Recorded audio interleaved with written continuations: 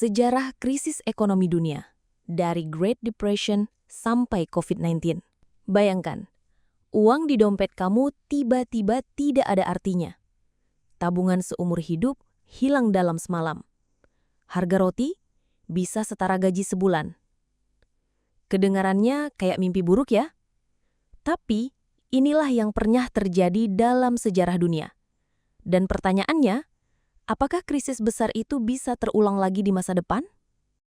Bagian pertama, Great Depression 1929. Bayangkan, dunia tiba-tiba jatuh miskin bersama-sama. Itulah yang terjadi pada tahun 1929. Pasar saham Amerika, Wall Street, anjlok hebat.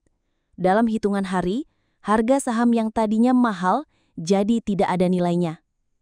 Akibatnya, bank bangkrut, orang kehilangan tabungan seumur hidup, perusahaan tutup massal, jutaan orang kehilangan pekerjaan.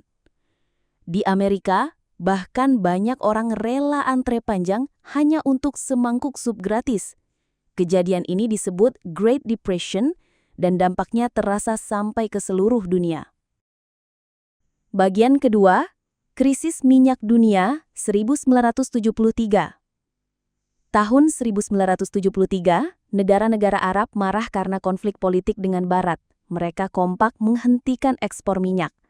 Bayangkan, dunia modern yang butuh minyak untuk semua aktivitas, dari transportasi, listrik, hingga industri, mendadak kehabisan bahan bakar.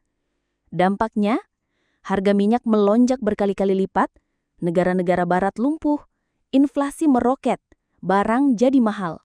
Krisis ini membuka mata dunia. Ekonomi modern ternyata sangat bergantung pada energi.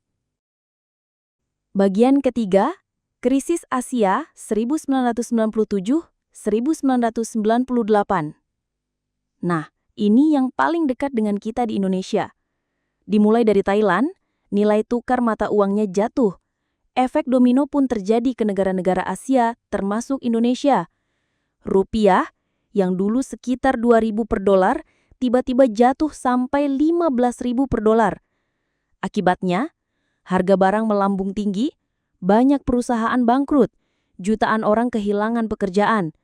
Bahkan, krisis ini berujung pada krisis politik besar di Indonesia, kejatuhan Presiden Soeharto setelah 32 tahun berkuasa. Bagian keempat, krisis global 2008. Kalau yang ini asalnya dari Amerika Serikat lagi. Bank-bank besar di sana terlalu berani memberikan pinjaman rumah atau kredit perumahan kepada orang yang sebenarnya tidak mampu membayar. Awalnya ekonomi terlihat bagus, tapi ketika banyak orang gagal bayar, semua runtuh. Perusahaan besar seperti Lehman Brothers bangkrut, harga rumah jatuh, pasar saham global ikut anjlok. Efeknya terasa ke seluruh dunia.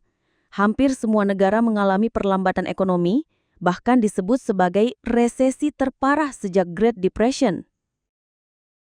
Bagian kelima, pandemi COVID-19 2019. Inilah krisis yang kita semua alami sendiri.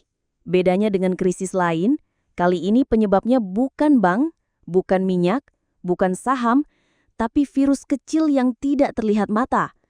Ketika COVID-19 menyebar, hampir semua negara menutup aktivitas. Sekolah, kantor, pabrik, bahkan bandara tutup, bisnis berhenti, perdagangan lumpuh, jutaan orang kehilangan pekerjaan. Dalam beberapa bulan saja, ekonomi global seperti dimatikan tombolnya. Kalau kita lihat pola sejarah, krisis ekonomi selalu datang dengan cara yang berbeda-beda. Kadang dari pasar saham, 1929-2008, kadang dari politik dan energi, 1973, kadang dari mata uang, 1997, bahkan dari kesehatan, COVID-19. Sejarah mengajarkan kita satu hal, krisis itu selalu datang berulang. Tapi mereka yang belajar dari sejarah bisa bertahan bahkan di masa tersulit. Jadi sekarang giliran kita bertanya, apakah kita siap kalau krisis besar itu datang lagi? Uang kita taruh di mana?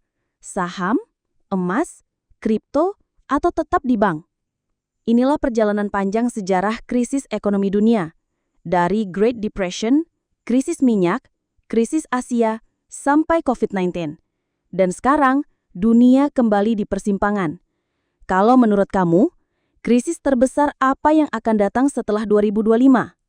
Tulis pendapatmu di kolom komentar, kita diskusi bareng. Pertanyaan yang tersisa, apakah kita siap menghadapi krisis berikutnya?